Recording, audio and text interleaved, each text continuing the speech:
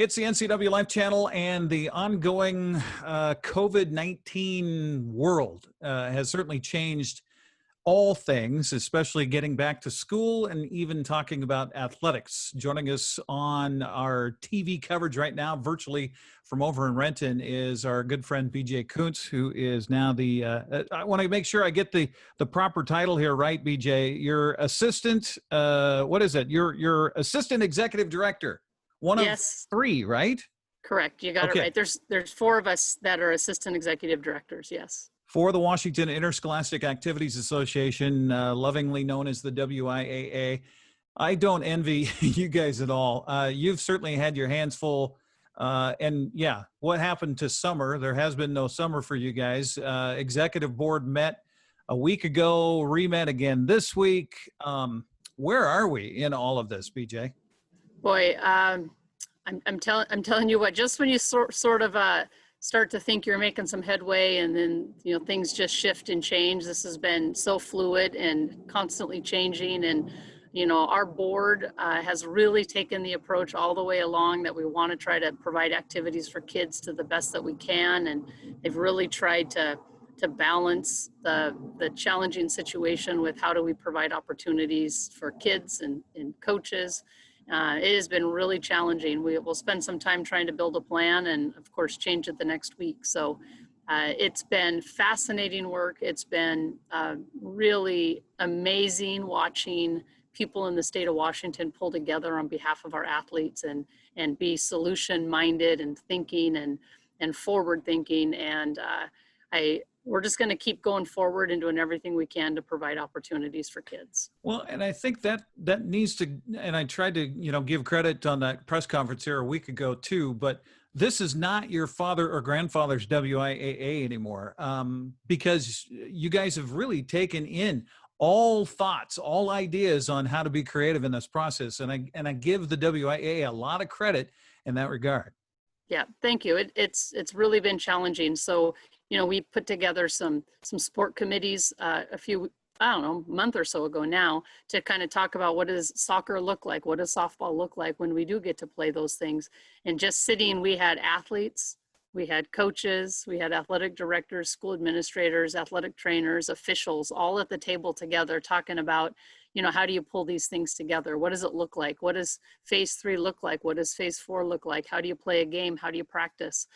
Those conversations and just watching the communication and the respect with one another to try to come up with solutions and ideas has been just really a fascinating process. Well, and that's great too, because when we did your exit interview before you left Wenatchee, that was the thing that you said that you really wanted to try to work on is better communication between the office, because there was seemingly that divide between the WIAA office in Renton and the rest of the state. Congratulations on creating a COVID to kind of usher that along. Right.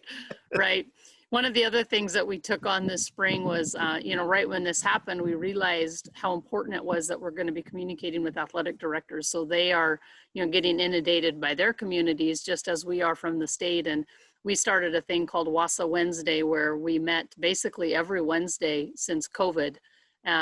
And we brought in a motivational speaker or sort of a thought-provoking speaker, followed by basically Q&A with the WIAA staff for athletic directors around the state of Washington. And we had, 200, 250 people on most Wednesdays just chiming in, asking questions. The communication structure back and forth between ADs and our office has been much improved, I would say, or enhanced. And I feel really good. We even had one yesterday, the day after our board meeting, just to make sure ADs had every bit of information that we could give them, as well as the information we don't have yet. But we've done everything we can to continue to communicate, with our stakeholders to try to help them move along as well. One thing I wonder, would we be there without COVID on the video conferencing and using that technology that is at your disposal to really open those doors? You're right. I think if somebody had invested in Zoom shortly before COVID, they'd be rich right now. So, it's one of those things that we had used 2 or 3 times in our office prior to COVID. However, obviously it's become something that we're all using on a daily basis. Well, one thing that's great too, speaking of communication, is that meeting that you mentioned is available on the WIAA's website. I was just starting to watch that video myself. So Right. if you want to go see what the conversations are like and some of the Q&A that happens, that's on right now at WIAA.com. So Right. we talked about this earlier this week on NCWLIFE about the vote and about the changing. Now we're in 4 seasons as far as the athletic schedule is concerned, and everything in pencil, of course, as we move forward. One thing that's come up that I hadn't even thought about, and of course, this world we're in right now creates those questions that you would never even had imagined before. But we've got an example of a local athlete who plays football who would not normally, under this circumstance, be able to play until end of February, March, who is transferring out of state to a state that will have football this fall, at least right now anyway. And I was curious, since you are right smack dab in the middle with the WIAA and your purview at the office there with eligibility and transfers and all those things, what are you hearing statewide? Is this a flood of kids that are moving around to try to get to a normal fall schedule? Right. As you know, I do oversee eligibility for the state of Washington, and some of these COVID-related issues have been really interesting conversations to have. We have a group of eligibility chairs around the state of Washington, and we pulled together really early in March and started to kind of anticipate some of the things that might come up. And this was before even thinking that seasons were going to be pushed the way that they have. And we recognized early on that 2 things. One of them is these are very unique times, and we have to be prepared for people taking unique measures to support their children, support their families, to do what they need to do to stay healthy as a family. And so we just knew that this is going to be challenging times. And secondly, we feel really good about our handbook and the language that we have in our handbook that supports all things eligibility. They've been there for a long time. They've been tested in a court of law many times, and we've come out pretty successful due to very consistent interpretations on eligibility and the way that we've handled things. So we really have decided that we're going to lean on our language that we have. And one of those specifically, as you've mentioned, is the transfer rule. And, I've had a handful of parents reach out and ask the question of what happens if we do take our child and go to a different state to participate and then want to return. And so there's a few of our rules that we'll lean on in dealing with this. One of them is we do have a rule that allows, if you have a family unit move, and then, we define what family unit is, and those are all of the people that live in your home. If your entire family unit moves and your entire family unit returns, that is allowable by rule. Those things happen. Families get jobs in other locations and their family has to move. So we do have a rule that allows for that. So families who make the consideration of taking their child to another state also are taking on the fact that their entire family unit not only has to move, but has to vacate the previous residence. And you have to have proof of all of those things as part of the transfer rule. A second piece of that is our transfer rules and our residence rules have pretty clear language that if there is, that transfers for the sole purpose of athletics are prohibited. So if somebody does transfer into the state of Washington after leaving the state of Washington for a 4-month hiatus, whatever it might be, and we have a whole series of paperwork that they fill out as part of a new student packet when they return, and a whole series of paperwork that goes to the previous school, and a series of questions that are designed to answer questions around our rules. So in this particular case, if an athletic director feels that a student's transfer is for athletic purposes, then they have a high likelihood of being declared ineligible. But that also suggests that, they did have an entire family unit move and an entire family unit return with not only the vacating of residences along the way. So, I mean, that's a pretty big commitment on a family's part to move the entire family unit to a different state and vacate the previous residence, and then move the entire family unit back to our state. And so our athletic directors are going to be put in some pretty difficult situations. The way our transfer rules work, really our eligibility works, is that is all handled at the local level. So if an athletic director believes that the spirit of the rules are not being met, then an athletic director would declare an athlete ineligible, and then they would have the opportunity to appeal that. So in the situation that you're referring to, I would say that there are some risks involved in it. And it's not just the risk of, you know, what happens if you aren't able to prove that the entire family unit moved.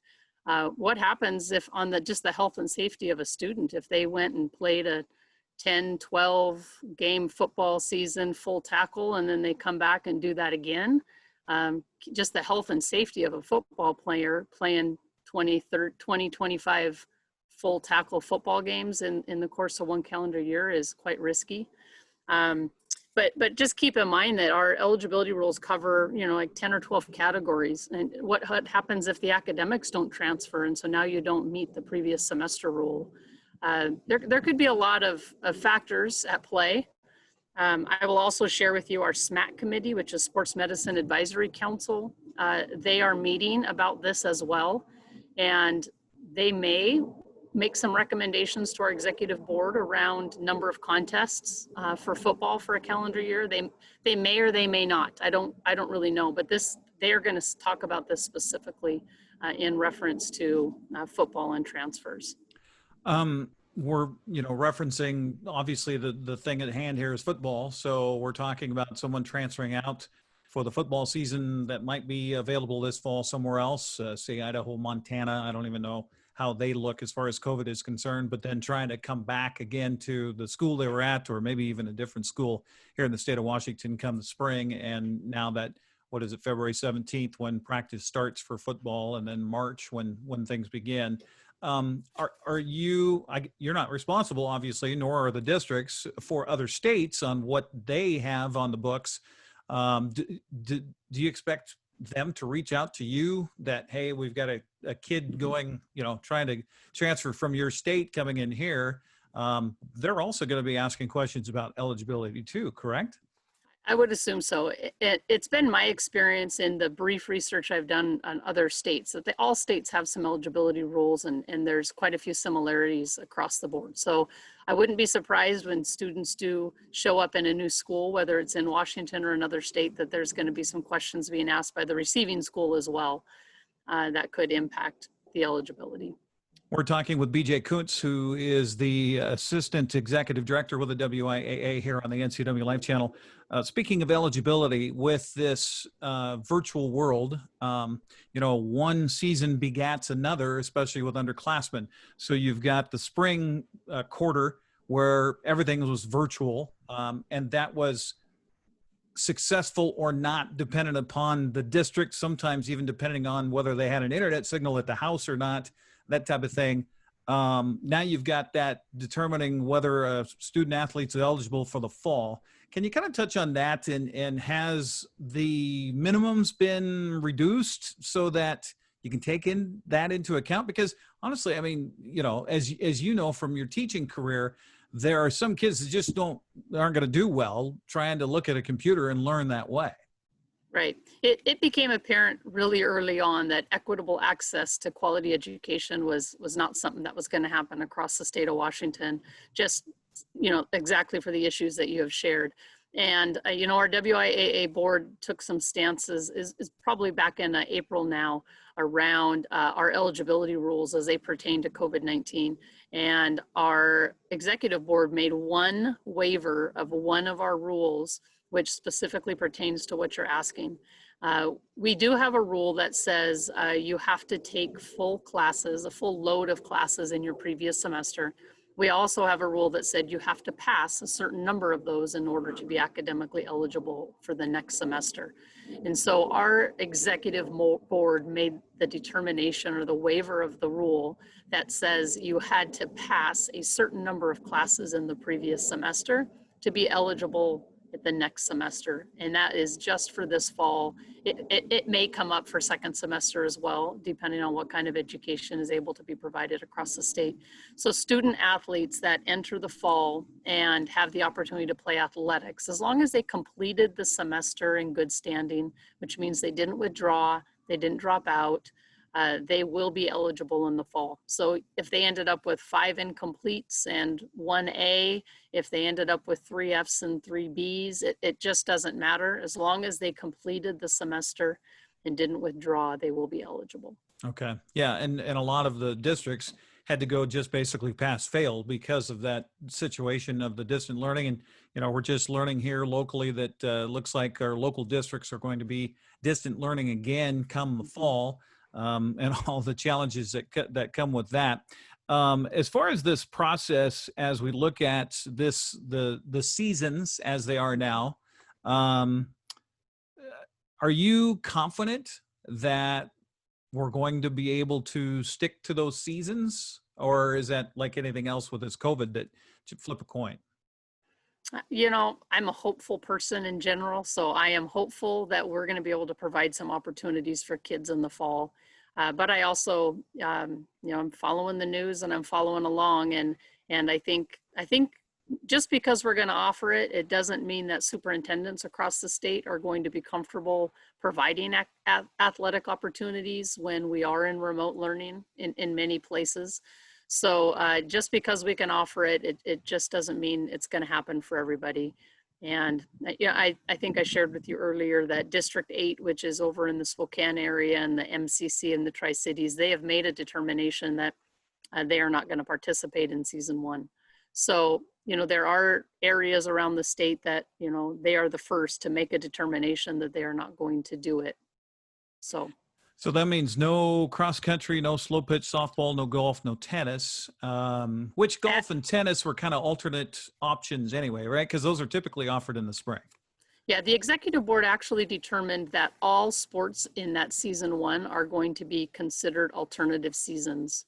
So kind of the way that works, and I'm not a real guru in alternative season, but we've always allowed school districts to play golf in the fall and then participate in the state tournament in the spring in the traditional season. So all of those that we are offering in season 1 are determined as alternative seasons. There'll be no state championships in the fall. It is really just opportunities for school districts that want to go ahead and do those seasons in the fall to give kids participation. But the state tournament will align either season 3 or season 4, where they would normally align with other sports. I'm thinking of these small schools, BJ, that have multi-sport athletes, and we love that we do have the multi-sport athletes.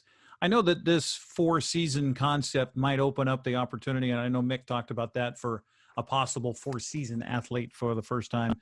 But with the overlaps and then that choice, that's going to be tough, don't you think, for somebody? Hopefully we get wrestling, but who knows? But if wrestling happens, and here you got Matt Classic, and Matt Classic is happening at the same time that football practice has started, and then you get the inner squabble between coaches saying, hey, I want my kid over here ready for football instead of wrestling on the mats. That's a tough choice to make, don't you think? Yeah, but I will also share that at the start of every season, there are a certain number of practice requirements kids have to achieve before they're allowed to compete. For most sports, it's 10. That's fairly standard. Football, I believe it's 12 or 14. So even if a kid is wrestling and it happens to be the state tournament and it overlaps with football practice beginning, it doesn't necessarily mean they're missing competition. They're just missing those practice. And the SMAC committee, who I mentioned earlier, is going to be discussing next week as well about, do we want to allow some practices to carry over from one to the other to really help with that crossover that we might be experiencing, or that we will be experiencing. And so, we're hoping that if there's some carryover from a volleyball player who's missing the first handful of practices of basketball, or vice versa, that some of those practices can transfer, so the student wouldn't miss out on the competition. So there is a little, when you look at our schedule, there is overlap, but I think those are state tournaments, and not everybody qualifies for state anyways. So I think some of that's going to work itself out. It sounds like the executive board and the WIAA are looking at everything as far as those state tournaments are concerned, and maybe we won't even have the traditional Mac Classic. Even maybe it's a regional approach, and you crown multiple state championships or multiple state champions. Right. That sounds kind of like a more reasonable approach come this year, don't you think? Yeah, and when you look at the calendar and you see that every winter sport, we'll call them winter sport or season 2 sport, they're all ending on the same weekend. And if you think about that, we have what, 6 classifications of boys basketball, 6 classifications of girls basketball, so just on and on and on and on. So one of the things that we talked about in our WASA Wednesday yesterday with our ADs is, there's a high likelihood we're not going to be using large arenas and having large events, that we need local schools and local ADs to step up and be willing to host events. Because as you can imagine, just start doing the math on how many tournaments we're going to have, how many teams we're going to have involved, and how we're going to pull that off. So you're right, we may end up with a regional concept. We may end up with just smaller tournaments. It's really too hard to know right now. But when you just look at it and you see that we've allowed for 1 week and we're going to run every state tournament on the same weekend, poses a few challenges. You mentioned the fact that Spokane has said no season 1, no sports are going to happen on season 1. We go back to that transfer situation. We talked about going out of state and then trying to come back for another maybe season down the road. I know that's a sticky situation here in Washington too, where you've got family members and you got kids that are winding up with another school, another district, because Aunt June, lives there. That's probably going to be another hurdle for you to cross as well, won't it be? Yeah, I would anticipate there is possibility for students and families that live in those districts that are not going to offer season 1, that may want to transfer to an area of the state that is going to offer season 1. It's really hard to know, but again, those families will really face the same transfer rules that we had kind of talked about earlier about the full family unit move. And then if they wanted to return, what that looks like. Our rules are pretty solid, and like I said earlier, they've stood up the test of time, and I trust that a lot of this is going to kind of fall into place. I mean, who knows how it's going to play out. So I hate to see families make too quick of decisions and make a decision that they can't undo, and then have it impact a student athlete's eligibility in the long run. So hopefully people exercise some patience and let this play out a little bit before they make decisions that might have long-term effects. I feel so bad for seniors last year that lost out on their whole spring. And now we've got another school year with these seniors, the class of 2021, that have this giant question mark. I'm looking at that 4th season, and I'm seeing that past graduation, and who knows if we're going to have any ceremonies or not. How do you, I guess, I don't know, you've been a coach and athletic director for a long time. How do you keep those kids that are seniors that are past graduation date motivated to hang around to try for that softball state championship? Yeah, I think it'll pose a challenge for some areas. However, if people know now that that's the way it looks, and they can plan accordingly, I think when you look at our desire to offer at least a 7-week season for every sport across the state. And if you start January 7th, you don't have a lot of options, but to push it a little bit later. And I also know our executive board has some of the same, concerns that you've brought up, and they're going to continue to talk about that. But the only real option that we can see is shortening seasons for all the seasons, or creating more overlap, which creates other sets of concerns. So the one good thing is kids involved in athletics are typically motivated and want to do well and are committed to their team, and the hope is that they will stick with it, but no guarantees. But we'd hate to eliminate opportunities for kids that really want to participate. So What's the next step for you guys? Obviously, see where we go with the whole COVID thing and phasing and all of that. The governor just came out and said we're putting an indefinite freeze on anybody moving out of a phase. And of course, all of these sports that in the seasons are pending where you are as a county, where you are as a district on your restart phasing. So what's next for you guys in the office in Renton? Right. Well, when we had our board meeting this week, it was the 13th executive board meeting since COVID, and our board would have traditionally met twice. And so the time, you can probably imagine, we're not a whole lot different than a lot of groups around the state, that we have had our pedal to the metal as hard as we could go since this has happened, working nights, working weekends.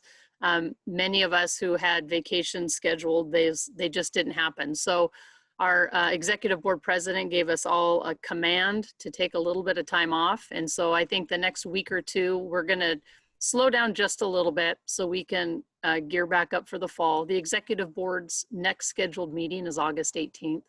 So you guys could anticipate, barring a necessity for a meeting earlier than that, it's going to be August 18th before another set of decisions is going to come out. So that gives our staff just a half a second to take a deep breath and to work on a few other projects that we need to get done, and then be prepared for August. We are going to, sort of the next couple things on our agenda is to pull together sports committees for the sports we have not pulled together yet. So we sort of focused on our traditional fall sports. And so now it's time for us to focus on our traditional winter and spring sports and put together some return to play guidance and documentation. So that's sort of next on the agenda.